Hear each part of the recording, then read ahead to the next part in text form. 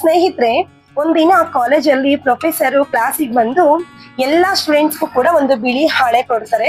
ಅದರಲ್ಲಿ ಒಂದು ಮಧ್ಯದಲ್ಲಿ ಒಂದು ಕಪ್ಪು ಚುಕ್ಕೆ ಇರುತ್ತೆ.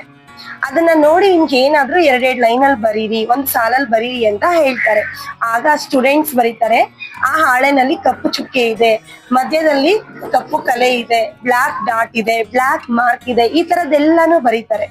ಆಗ ಪ್ರೊಫೆಸರ್ ನಗ್ತಾ ಹೇಳ್ತಾರಂತೆ, ಎಲ್ಲರೂ ಕೂಡ ಬ್ಲಾಕ್ ಮಾರ್ಕ್ ಇದೆ, ಕಪ್ಪು ಚುಕ್ಕೆ ಇದೆ ಅಂತಾನೆ ಬರೆದಿದ್ದೀರಾ, ಸುತ್ತಲೂ ತುಂಬಾ ಸುಂದರವಾಗಿರುವಂತಹ ಬಿಳಿ ಹಾಳೆ ಮಾತ್ರ ಯಾರಿಗೂ ಕಾಣ್ಲಿಲ್ವಾ ಅಂತ ಕೇಳ್ತಾರೆ. ನಾನ್ ಯಾಕೆ ಈ ಮಾತನ್ನ ಹೇಳ್ತಿದ್ದೀನಿ ಅಂದ್ರೆ, ನಮ್ ಜೀವನದಲ್ಲೂ ಸುಮಾರಷ್ಟು ಒಳ್ಳೆ ವಿಷಯಗಳಿದ್ರೂ ಸಹ ಒಂದೇ ಒಂದು ಸಣ್ಣ ಕೊರತೆ, ಕಷ್ಟ ಅಥವಾ ಸಮಸ್ಯೆ ಬಗ್ಗೆನೆ ನಾವು ಗಮನ ಹರಿಸ್ತೇವೆ. ನೆನಪಿಡ್ರಿ, ಸಮಸ್ಯೆಗಳು ಜೀವನದಲ್ಲಿರುವಂತಹ ಒಂದು ಸಣ್ಣ ಕಪ್ಪು ಚುಕ್ಕೆ ಅಷ್ಟೇನೆ. ಆದ್ರೆ ಇಡೀ ಜೀವನನೇ ಏನು ಸಮಸ್ಯೆ ಅಲ್ಲ. ಆ ಸಣ್ಣ ಕಪ್ಪು ಚುಕ್ಕೆನ ನೋಡೋದನ್ನ ಬಿಟ್ಟು ಭಗವಂತ ನೀಡಿರುವಂತಹ ಬಿಳಿ ಹಾಳೆ ತರ ಇರುವಂತಹ ಸುಂದರವಾಗಿರುವಂತಹ ಬದುಕನ್ನ ಹಬ್ಬದ ರೀತಿಯಲ್ಲಿ ಆಚರಿಸೋಣ. ದೃಷ್ಟಿಕೋನ ಬದಲಾದ್ರೆ ಸೃಷ್ಟಿ ಕೂಡ ಬದಲಾಗುತ್ತೆ. ಇದಕ್ಕಾಗಿ ಒಂದು ಕವನ ಬರೆದಿದ್ದೀನಿ ನಾನು. ಸಣ್ಣದೊಂದು ಕಪ್ಪು ಚುಕ್ಕೆಗೆ ಸೋಲದಿರಲಿ ಬದುಕು, ಸುತ್ತಲೂ ಪಸರಿಸಿರುವ ಬಿಳುಪಿನಲ್ಲಿದೆ ಬೆಳಕು.